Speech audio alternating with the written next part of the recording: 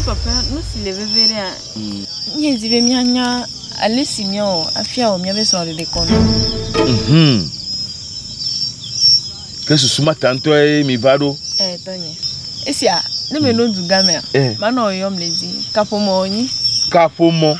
Papa, o capomo Ah papa, mais on quoi? Vigne. Vigne. A peu blabé. Yo va so susule babe. Yo awo soro de ko nu de. Ametia foseni. Go. Enyabe esia ya na te don de unye. Ne yom le jomea. Mato. Nene. E yom le za. Mato. E yom le chime. Me le megbeno. Yo la. Ta we ame gavon. Ma do li tefo. Nous tu sais là. Ape no nye le megbena gongo. Yo. Nya wo nu hejea. Nya wede. Ate fiato. Ade gâteau. Le nous si anu ovo kwa nyento. Ma vava dia da seno. Ta me gavore mi amkro. Nene no me yo no fiato ade gâteau ah. Egbere atugbo abanami kokoko. Egbere na we. Okay. George now. Aí, rapidão. Ok. Oh, Johnny. Wezo. Oh, aí, Bea. No loto jaga jola pe amena meme. Chare mapialo. Toka onte wona ya. Wona tole. Ebe gachira rope. Gachira rope? Ya mo joga. Fica mo lona gaba kona doa. We do. Kema ona be gatiara no si. Tu. Tata pene. Enyento yawe. No lo pompo subani na matika pomalo. Doutora senya Kenya glono. Ama bolana tikanile. No le nenyimele be akpomia na va. Non.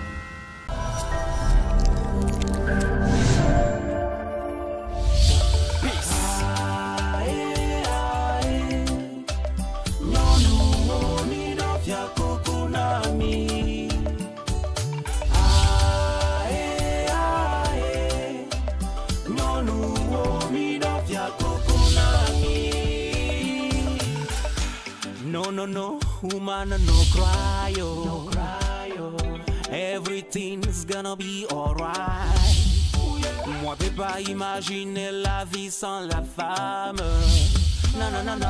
Moi, qu'à chanter rien que pour elle. Agbenala, Kofala, Worekae. Ajodola, Nukoila, Ewokelo. Agbenala, Kofala, Worekae. Ajodola,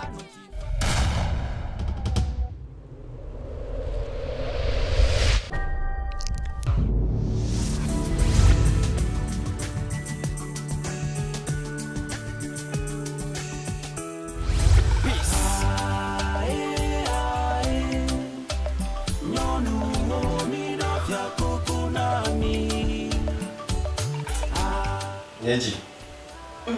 Non. Les miens sont le connois mère. Ah, pata qui miaza qui mbouya, le po akbe à la fave. Ah, comment pas? Oh, vous qu'est non là? Mais souba pas. Oh, nous soubon ré. Nyam que ça ma po akbe à la fatwa. Nous soubon. Voilà, les nyam même doudou mais pas laisser à mourir. Oh ouais, bavon. Bavon non. Yo, mécanisio. Voilà là. Nyeji. Que nya simi blokure. No de akbene unde, mene yogewa. Oh, mi blo nya chai. Blo no be ma yore. Le nyabe ele abi mi ano ene. Me de kuku yela. Enyo, Maria Zerika. Oh, Kapomo. everything that can you make you happy. She throws the way, I face the pain. She fixes everything that can you make you happy. A bad woman, I have to talk, I'm in the field, cause I got to talk. I gotta take a small town to pound the sound. So just take small time to feel the sound. Bound to the road, but you love me, bring me back. On le solo. Elai. Allô? Allô, tata Kwene. Allô là. Lè ko fò mwa. Mais faut dire les cailloux. Johnny Hello. Johnny ka. On to Johnny o la. Johnny. Ça dit le mari. Oh. Yo ma to gbe no la. Mais ko gbe la tika ni le mari. Ba ma fonyere. Tika ni le. Tata Kwene. Johnny me dena de kuku kare go si kimi de namla. Enye to yawe. No lo pompo su boni na matika po malo. Doutora senya kenya glono. Yo. Ndi ma glono benale. Enesi. Le kosia ke bona. Mi ya o mi abe sonre konulo. Mi kemeka. Ni kuro ama. Au Johnny, de kuku kare go si kimi de namava. Sta me de kuku ne mava baba bro to me ka ki de ni me ka shi. Ni ya o mi abe me ke jomia. Ya me de kuku le na. No, come pune. No de.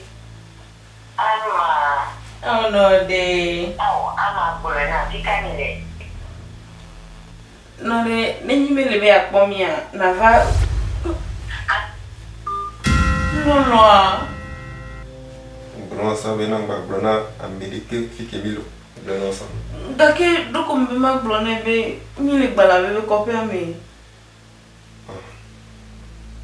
Gachowa mega no be le be mi ano enolo. Yenchi pour le blon ngue. E ma so to jijo na we. Ba ni ngue Amerike ni nya fike milo.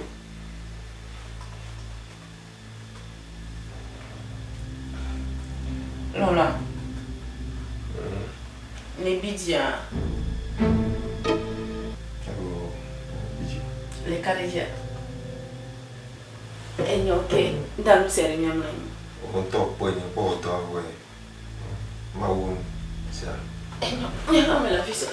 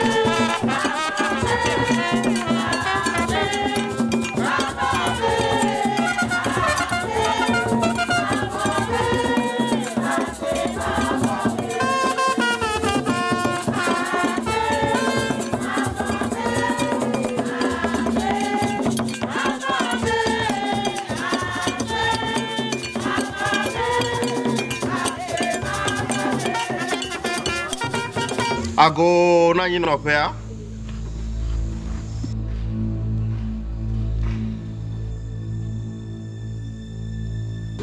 Yo, enye jijo manya glory now. Ela be enu le ji yin pe de mi ave de kono nu. Mo no tre togbe be atata. Me ji tere juko ave nkome. Mi ana mi anya be no mi awe ne wa chokaba kaba. Ela be mi avi joni afi ochoa ejiji. Iwo be esado ma fi ba do mi adometa. Kwa mi awe kaba kaba kwa ni mi male mi no no de eziji. Alo menyo na mi emewa.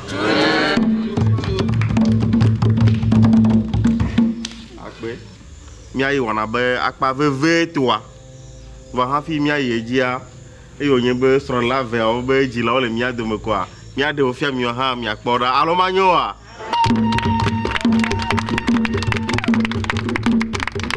yo mia vi ama be ji la o le mia de me mi ti tere mia wa fo ji ne juko no akpo mi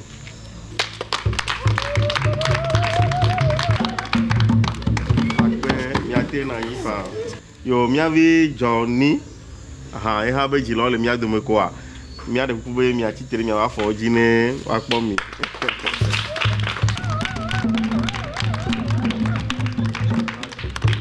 akpe kaka yo mi na nyifa yo ha fi mia ye jia le to gbe gbere nu a mia bia cho esro de la ve aussi ibe wa titere o ba fo ji ne nya ile mia si amia ko na onu juko wa se ple mi lo alo ma ye jona mi wa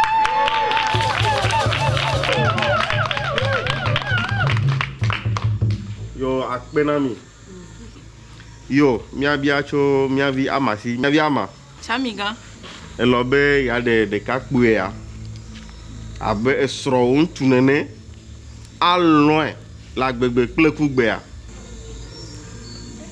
Chamiga melon.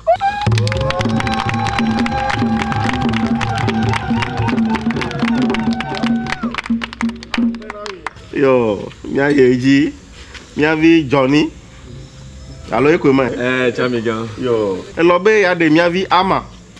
Aho abe sro nyom nene. Aloin, ve Victor, ale benena mi. La gbegbe ple kugbe ma ha. Awo, sro de si amate wanje. Oh. Mekaya. Mekaya. Nyonu. Mekaya na yo. Enye akpene. Akpene la. Akpene ko. Enye ama be no die. Oh. Akpene. Fika de to sa am. Akpene. Oh, mako. Akpene. Ne wo ya akpene a. Ki won to view e. Alo me view e wa. Binye. Usunya. Agbe soro pene a. Ah, toto le nya. La agbe soro pene na view a. Ponu. Togbi. Oh, gai kebe meno ama be no gbo. Ama peto useni. To avuna. Ai, bisunya. La vudo do amea. Ebe me chodu enye si a. Nanye. Nya semele tebe. Evinye nya tepele enye si. Ah, nya semele tebe. No biwe. Mate wade o. Nyamele tebe. Ele tepe, nya tepe akwenye mame glono. Busunya. Minya meka wenye sia. Tata me glonya sana ho. Ya me hefe na mo baba ni no dio. Na tepe na mo. Hein?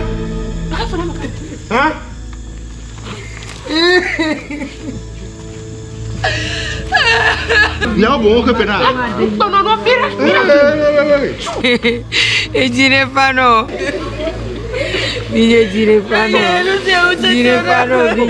O mate wandi o tono biwe. Bedasi. Vinye pombla ni na mkoke. Nye mate wangle na mio. Vinye jire pano. La lemla. La lem. Jire pano vinye. Biwe o mate wandi o. Tuchi. Nunca tanya.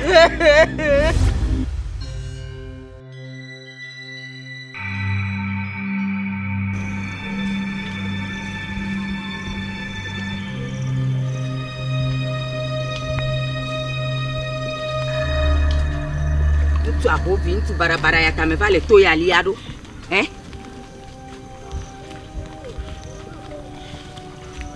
Tika ntu tagbo kuku to amewula fe gbalaya tika ole. Fuseni enu anyi dareti ya.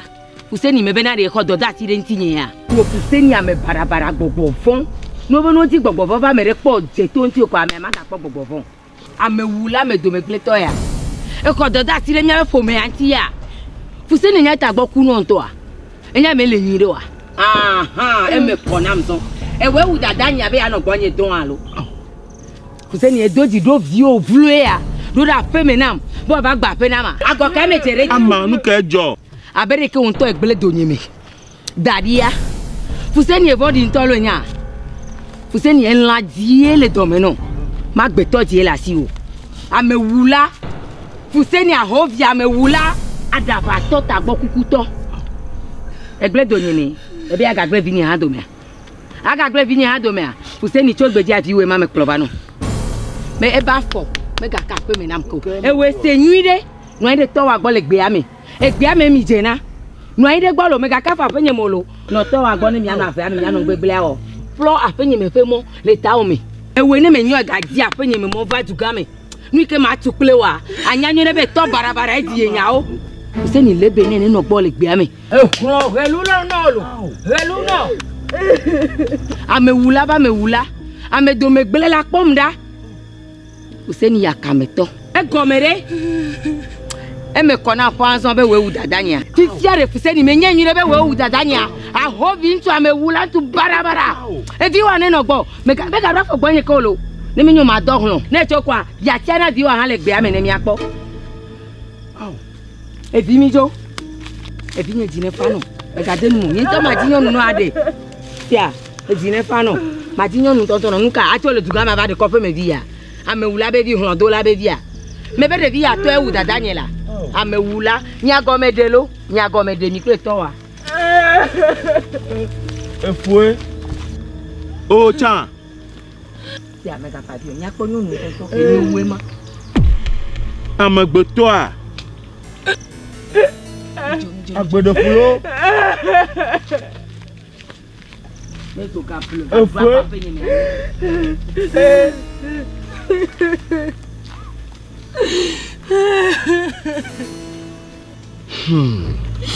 Pinye. E wotanu tu si me madanya magatende otanye. Tonye ale ketana feri ale. Oh. Pinye. Tonye rukata. Pinye nyemo na ko vala. Oh, tanu si okatana me madanya. Pinye, mi jola, pa mi nanila. Vala. Oh, Pinye. Au. No, Johnny, ale kweke. Mama de nu me no la. Au Pinye. Ni bo na ke jojo ma. Ke jojo.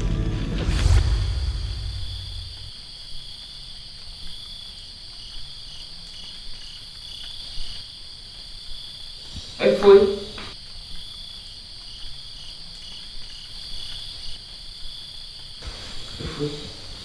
Tu cacante que eu conheci.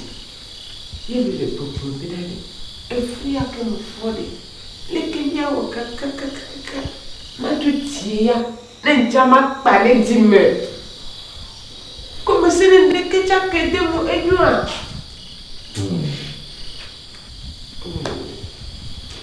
E eu me gafo que já ganhei do meu. Acordo.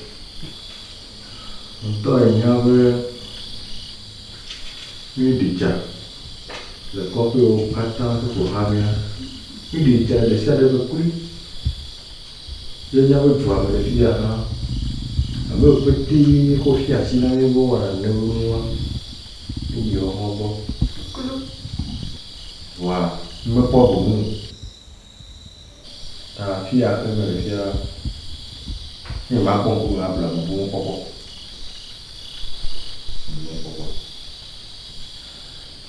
Kato ye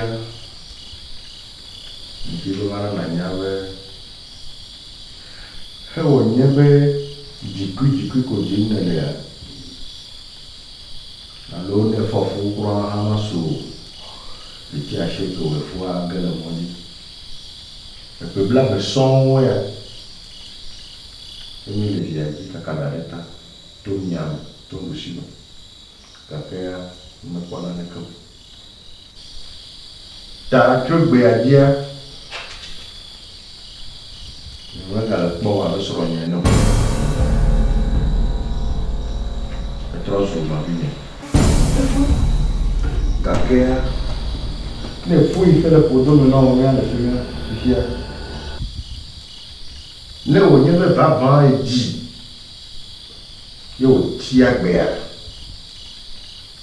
Et que ma on a hors la temps soin. Et fui à que me fode. Les Kenya au kaka. Ma tu tia. Ne jama pas les dimme. Comme c'est le que tu as quitté mon église. Je vais aller pour aller sur le non. C'est trop sur ma vie. Capéa. Ne fui fait le poteau maintenant on vient de finir ici. Ne on y avait pas vent et dit. Yo tia béa. Et que ma on a hors la temps soin. Inyama benyame dungwe nawe. Jon apeto bebima. Elo na nyawe. Di mone na kolonone. Ja kolonone kufunu fai. Alo ndadia. Yon viki mekumi le domia. Echa enu jona jine toy. Ko jiune kwa asenduru nyi toy. Alo ne makiki me jina maja sisi no nyede nawa. Bora. Notinyao, benotinyao. Egomere. Owela jinyo nama. Well, Martini no jump perechon. When you go over no long. Muvade gahu nyata. De ha lova ya. Ime gama ye do baba. Wo ye do koride. E tai me bema ba ho kuwane. Awa so pe de iro. E ta me varuro. Ne me gbono be gare le makono fia me blewe. Ame on fleur mo agbana, o ba agbana me gale o agbana ko pla mo. Ba agbana me gale o na ko so 50 anto ya agbana ba ro do mo we. Kono vife me mi cool le vi mu suvide. Mi no toleto e mi blasede. Devi me benya koela Bonu. Ta mareta.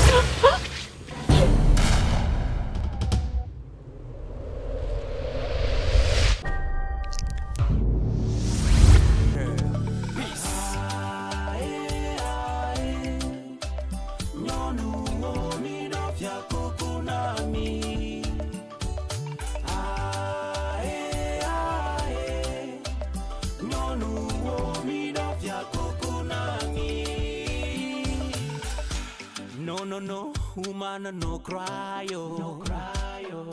Everything's gonna be alright. Moi, peux pas imaginer la vie sans la femme. Non. Moi, qu'à chanter rien que pour elle. Agbenala, akofala, worekae. Ajodola, nukoila, ewokelo. Agbenala, akofala. Worekae, ajodola nutifafa ewokelo.